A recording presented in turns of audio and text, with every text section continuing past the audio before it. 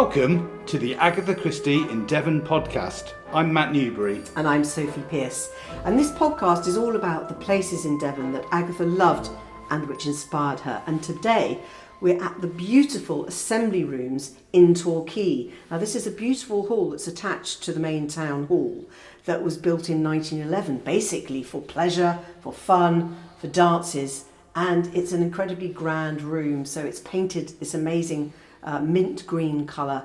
It's got lovely wooden panelling and marble columns. But very soon after it was newly built, it was requisitioned to become a hospital because the First World War broke out in 1914. Agatha Christie, along with many young women, had done nursing and first aid qualifications early in 1914, and then this became a pop-up field hospital. So there were 50 beds in here, and soldiers were coming back from the front line. They were coming back from France, arriving in Torquay station, and they were using these beds. And these nurses, who had pretty much just done bandaging and quite basic first aid, were seeing the horrors of the First World War firsthand. I think for Agatha and the other women that suddenly became nurses like she did, it must have been a terrible shock because some of these injuries were pretty horrendous. Yeah, they were coming back with, gangrene and lice and missing limbs. It must have been completely horrific. It's hard to believe it when you're in this quite, beautiful hall now to think of these injuries that are there. And many nurses volunteer nurses, so they're part of the Voluntary Aid Detachment, known as the VAD, weren't expecting the horrors they saw. Many left quite soon after, but Agatha kept with it, and I think she coped quite well. This is something that, has obviously affected her writing and her whole life, this experience nursing. And Matt has been to talk to Dr. Rebecca Mills, who is a senior lecturer in English and Communications at Bournemouth University, and asked her how much of a challenge it was for Agatha to become a volunteer in this way. The interesting thing about her autobiography is that when she talks about her youth, she's constantly surrounded by military men. She goes to dances. She went to Egypt for a while and was very much focused on dancing with the young officers who were stationed there rather than the Nile or anything. But these were all officers. These were all men of a similar social class to herself. These were all very much kind of people within the familiar social scene and environment that she moved in. But when she starts nursing, she comes into contact with privates, people who've been men who've been conscripted. She comes into contact with people who worked in the hospital of a different class. So yeah, you can imagine it's something of a kind of bubble opening up. And she was very curious about this new world. She was quite accepting of it and quite curious about it. And there wasn't really that kind of sense of horror about it or kind of discomfort. She seemed quite sort of adaptable, at least based on her recollections of that time. It was kind of a social thing for her to do, and the girls in Torquay to do, was to join the VAD, was to learn to fold bandages.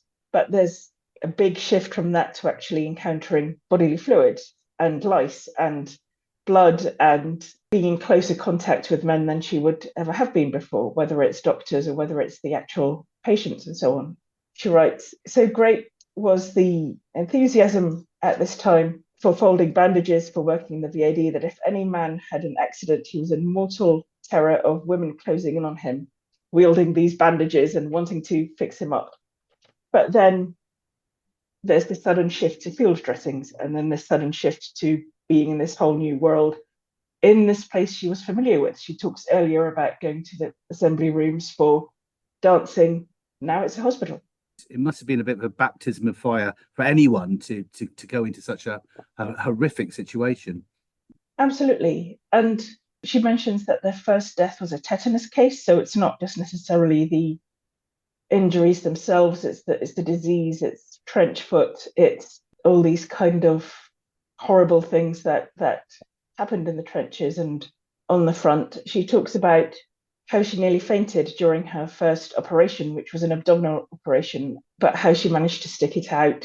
And she talks about how some women didn't, especially kind of older women who had this quite sentimental idea of nursing, the kind of Florence Nightingale idealism, that it would be kind of soothing fevered brows and plumping up pillows and that kind of thing. When they came into contact with actual disease and actual blood, they gradually kind of dropped out. and she got promoted onto the ward. Originally, she was just supposed to be sort of doing cleaning jobs, but then she'd actually got promoted onto the ward and she assisted at surgery. And she says she always found the first cut quite difficult, but then she's determined to stick it out. That's kind of a generational difference, I think, as well. Her grandmother couldn't understand what she was doing or why she had to work such long hours, or was horrified that she'd come home on her own at 10 o'clock at night. But for her, it was very much, well, this is the thing I'm doing now. This is my world now. My town is now this place where these soldiers are coming, and it's my duty to support them. So amongst all those horrors, she seems to have kept a bit of a sense of humour, and she does share some amusing anecdotes in her autobiography, doesn't she? She does. I think one of the things that comes across throughout the autobiography, but also all her books as well, is that she's intensely interested in people as people. She's intensely interested in people as characters. I mean, her whole detective fiction is essentially, in some ways, about place and being out of place and character and acting out of character. And I think she very much kind of honed those observational skills while she was working there. Her most kind of amusing anecdotes come with dealing with people. There's not much necessarily amusing about the actual processes of medicine, but she would write letters for soldiers. Not all of them were literate, not all of them were up to writing, and she would write letters for them. And there was one soldier she described who wanted his letters to be written in triplicate. So he had 3 different sweethearts, and he wanted to send one to each girl. And she comments on this saying, I have often wondered whether he did marry any of these 3, or whether he found a 4th who combined good looks, being a good listener, and being gay as well. So that's kind of where the humour comes in, from observing the people around her and their quirks and their kind of mannerisms. She's sort of less than respectful of the doctors in a way, especially working in the dispensary, which she does later. She realizes that actually doctors might not know everything. They try different things. They all have their individual ways of doing things. They're not this kind of universally benevolent profession. But yeah, there is a kind of sense of humor there, but she never kind of loses the sense of the horror either. So she mentions that it is hard to lose a patient. She mentions that a younger colleague was sent to dispose of an amputated leg in the furnace, and that was traumatic. And she says she went with her and says, no, she shouldn't have been sent to do that at the first time. So there's this really interesting balance of kind of sympathy and pragmatism and observation. This all kind of feels like something she's immersed in, but also watching. How do these people work in this extreme crisis situation? How do people change when they're faced with this kind of crisis? And I think that kind of feeds into her later work as well. That's Dr. Rebecca Mills, and we'll be hearing from her again a little later on in the podcast. So it's quite hard to put yourself back in those times, isn't it, when you're in this sort of big cavernous empty hall at the moment, and just to think that there was hospital beds everywhere. And we've got this amazing old black and white photograph we're looking at the moment, and up in the gallery we can see above us all the nurses all stood in their uniforms posing. You can see all the patients in their bed, and you know, it really takes you back to that time and what incredible things must have happened in these rooms. Absolutely, and it's something that Agatha talks about in her autobiography. She says that she and her colleagues initially thought that nursing involved a good deal of pillow smoothing and gently murmuring soothing words over the brave men. But of course, the reality was very different, as she explained. And she actually said that the work consisted largely of things like bedpans, urinals, scrubbing of macintoshes, the clearing up of vomit and suppurating wounds. So, you know, it really wasn't a picnic at all. It must have been pretty traumatic to deal with. And Agatha spent an awful lot of time in this building. So if you look back at the British Red Cross website, and there's an archive section, you can actually see her voluntary certificate. And she worked a staggering 3,400 hours during the First World War. There's also a really interesting discovery recently which shows that it wasn't all about the nursing. She was still able to be creative, because recently a magazine has been discovered which Agatha put together with her colleagues. And Matt's been speaking to the journalist Karen Robinson about this discovery. I was contacted by someone I know at the Institute of Psychoanalysis in West London. And she said, we've got an Agatha Christie typescript in our archive. and we want to know how we can best bring it into the public gaze and find out more about it as well. And I'm thinking, oh my God, undiscovered Agatha Christie typescript. Can't believe it. I went to see it. It was a handmade magazine bound with turquoise ribbon, and it contains typewritten pages with pasted in watercolor illustrations, musical notations, and original unique pen and ink cartoons. It's a collection of skits, poems, songs, pastiche newspaper articles, and all of it is focused around, and it's about, and it's by the VAD nurses in Torquay's VAD hospital in the First World War. It's called What We Did in the Great War, and it's a very literate, very funny, very sharp collection reflecting the experience of the women who were VADs in the hospital set up in Torquay's Town Hall in 1914 to deal with, or, care for as much as they could, the broken bodies and broken minds of the soldiers being brought back from the front. One of the contributors was AC. None of the contributors signed their names. It came in a collection of the papers of a woman who became a leading figure in the world of psychoanalysis in the 20th century called Sylvia Payne. This came in a plain foolscap manila envelope addressed in ink pen to Sylvia Payne, with the words "Script by Agatha Christie, brackets, third dispenser, in Torquay Hospital, Devon, 1914 to 18, scrawled on it. The connection with Sylvia was that Agatha in 1914, she volunteered with a lot of other young women to be a VAD nurse. At the same time, Sylvia Payne, aged 34, and one of very, very few qualified doctors who were women in the UK, was living with her GP husband in Torquay, and the powers that be made her the boss of the hospital. So she was basically Agatha's boss. I look at this, I think, wow, and it was funny. It was interesting, and a lot about dispensing. There's a lot of jokey stuff about, accidentally giving people poison when they should have given them medicine, and then they died. And there was a question of attribution. So then I phoned the archivist at the Agatha Christie archive. Oh, yeah, he says, that sounds like the one we've got. So my world exclusive has suddenly disappeared out the window. However, attribution is now no longer a problem.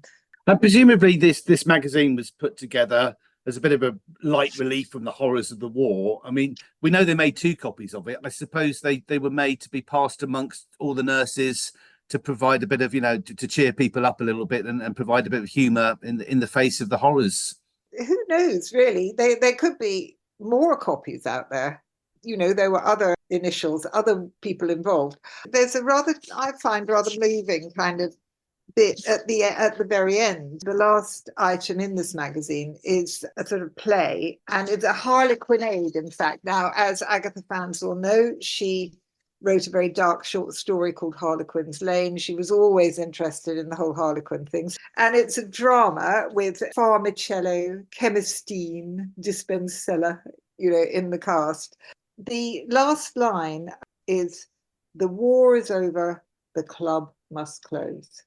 So they're all going off into their separate lives, and their club is disbanding. So I think the pieces were probably written during their time there and then put together at the end.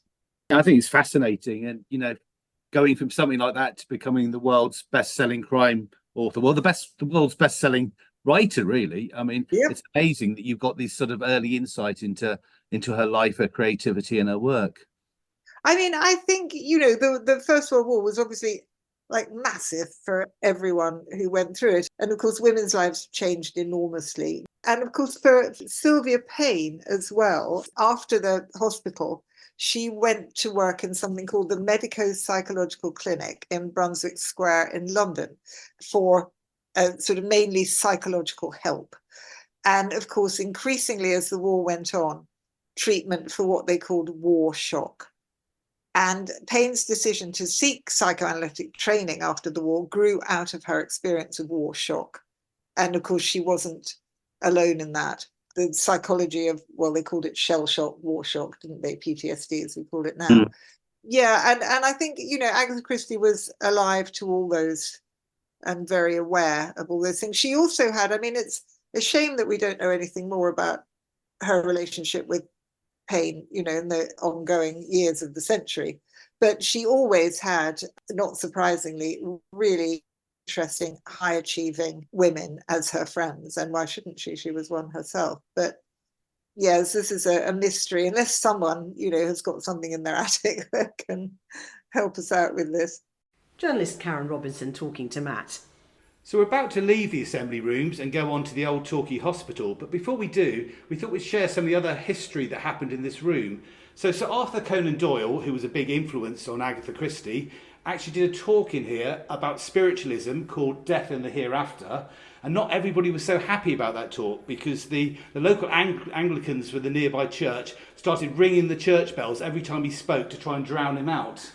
Not very polite. And then spin forward several decades, and it was basically a rock venue in the 60s and the early 70s. And amazing to think that people like The Who, The Rolling Stones, David Bowie, Eric Clapton, The Clash and The Jam all played here. And if you want to play here, you can still come and use their some of the sports courts in here. So they have badminton courts in here. And if you want to visit the building on a Thursday, they have a flea market. So there's always a chance to come and see it. And you never know, you might pick up a second-hand copy of Agatha Christie. Well, we've just walked not far away from the assembly rooms, just a stone's throw away, in fact, to the site of the old hospital in Torquay, which is still here today. It's a lovely old Victorian, rather Gothic-looking building.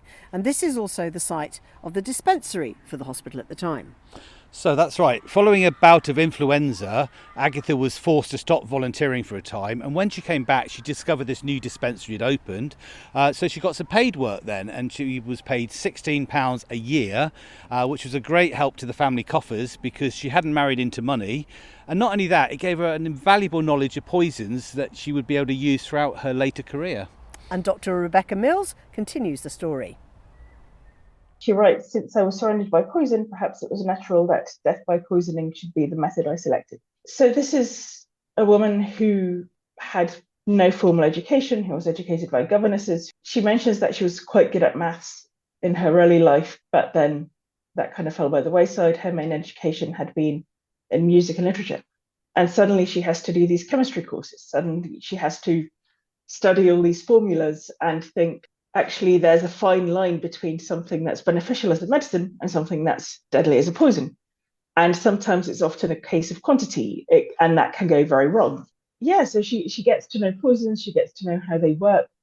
She gets to the point where she can be pretty sure that the actual chemist has made a mistake. She describes an incident where she's pretty sure he's done calculations wrong, but because he's her boss and her in authority, she can't confront him about it, because she's still just a volunteer. She was doing all this unpaid.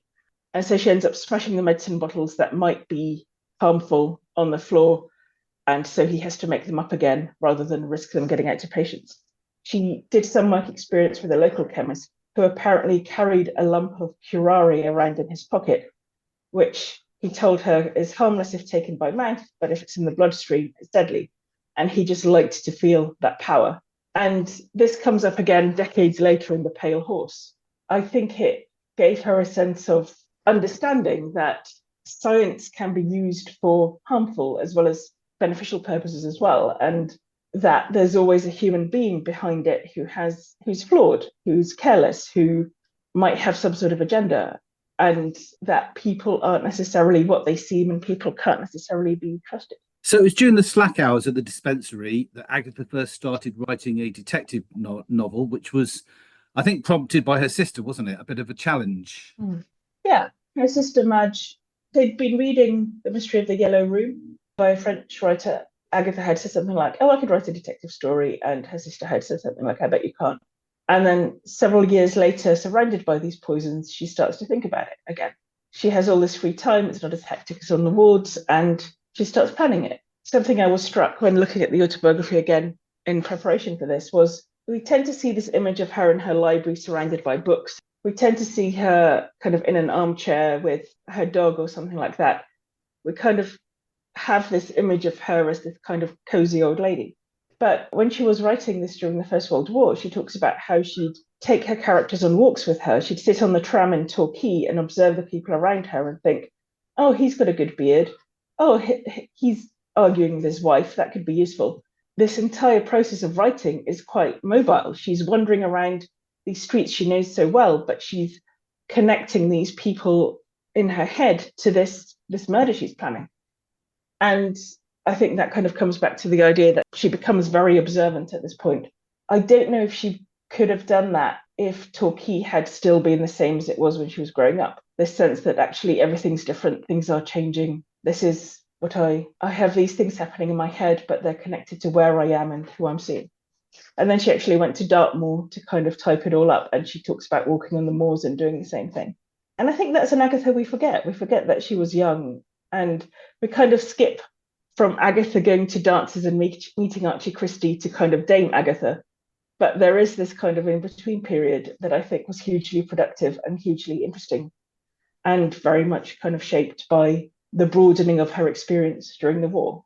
And one of the things, of course, she encountered was the Belgian refugees, and who went on to inspire Poirot, who became this kind of hugely central character. But again, that's a colliding of worlds that wouldn't have happened and that she wouldn't have been able to observe without this horrific carnage and kind of global upheaval.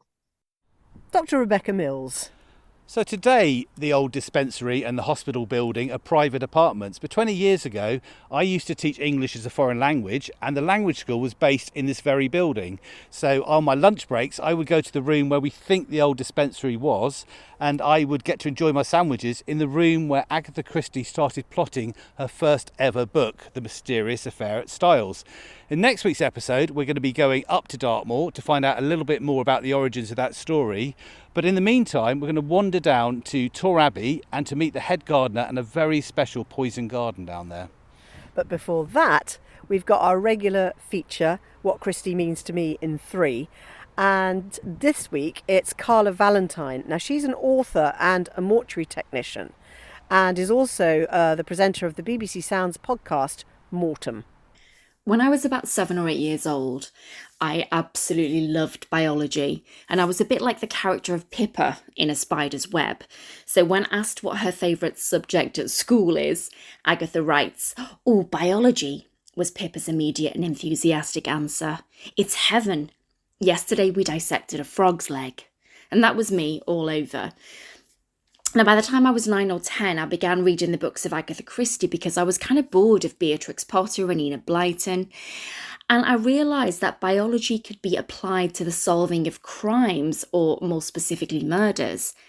Now, I'd never heard of the phrase or the term forensic science. It wasn't really ubiquitous back then, like it is nowadays after the CSI effect. We're talking about 25 years ago. But I just knew in my heart that it was something that I was really, really interested in. And it was The Body in the Library was the first book that I read, and the amount of forensics in that is staggering, and it's really used to an amazing effect.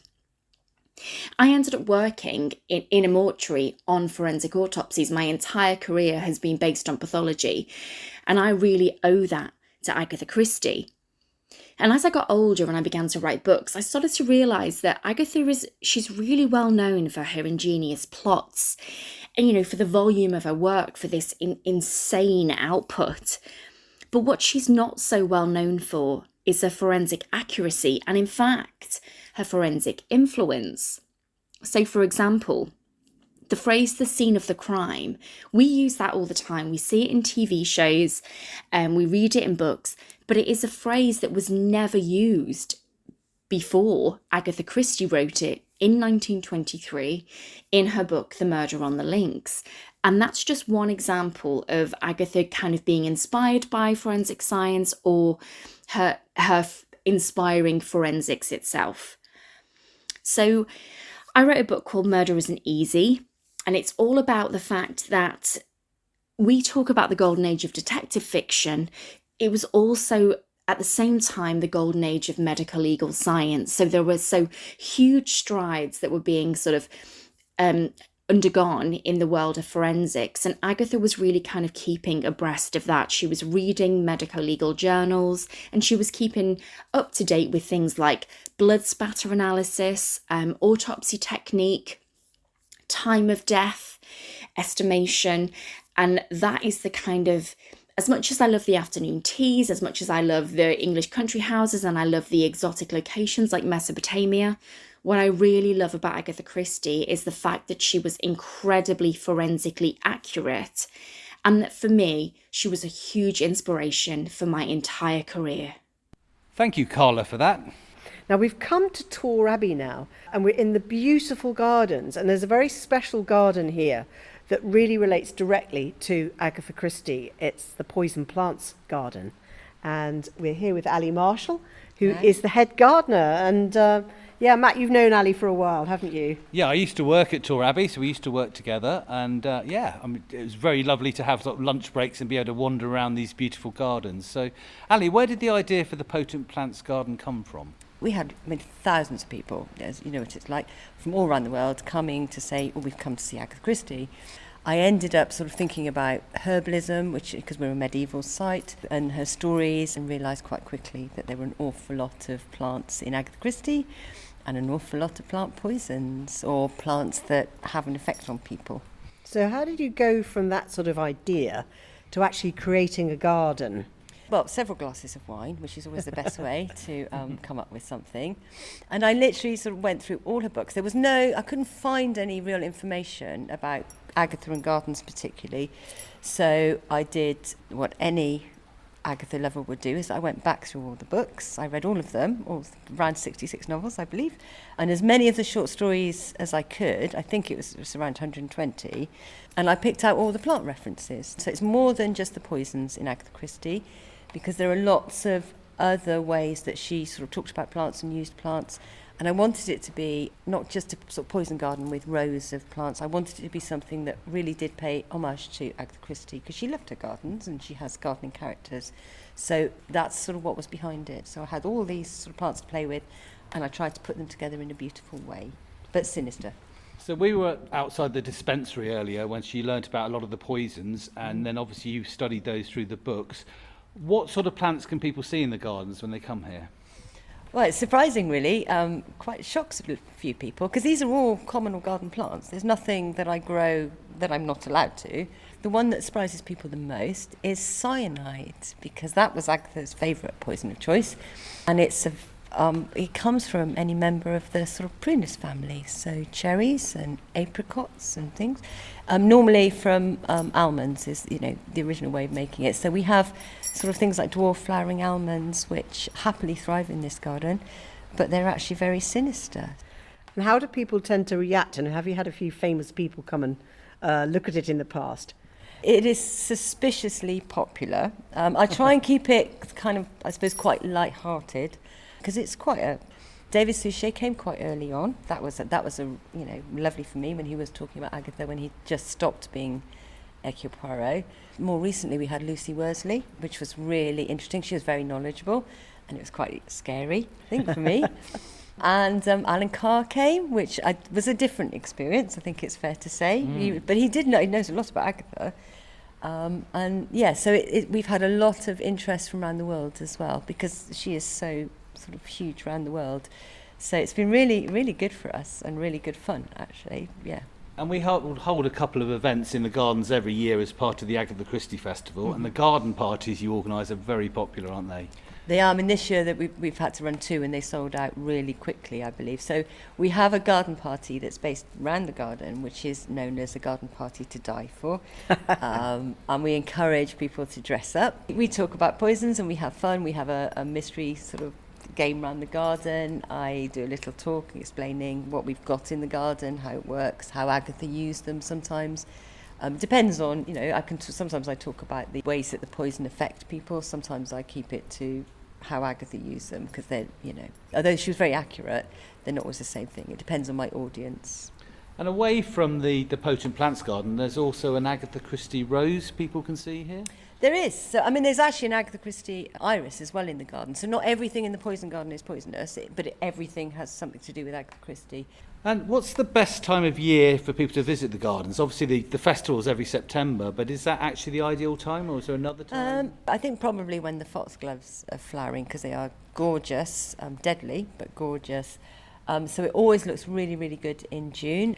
I'm doing some replanting now to make sure that it looks really good for the festival. So we can there are some things that sort of flower, few things are missing. I mean, that the danger with sort of, I suppose, producing a garden with a very specific range of plants is that they have flowering seasons. So henbane comes when henbane comes, and I can't really do much about that.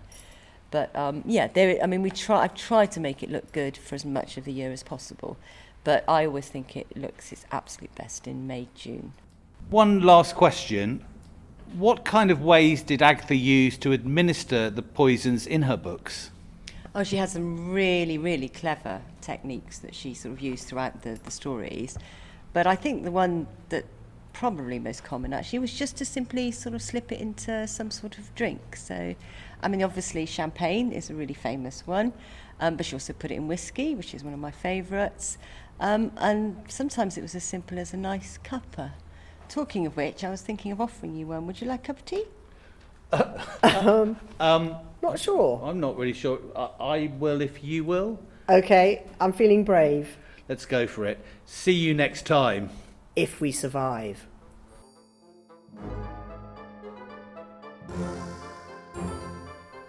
This podcast was recorded on location in Devon, England in July 2024 and is brought to you by the Agatha Christie Festival.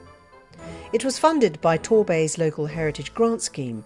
This is a collaboration between Torquay Council, Torquay Culture and the English Riviera UNESCO Global Geopark, with investment from the National Lottery Heritage Fund.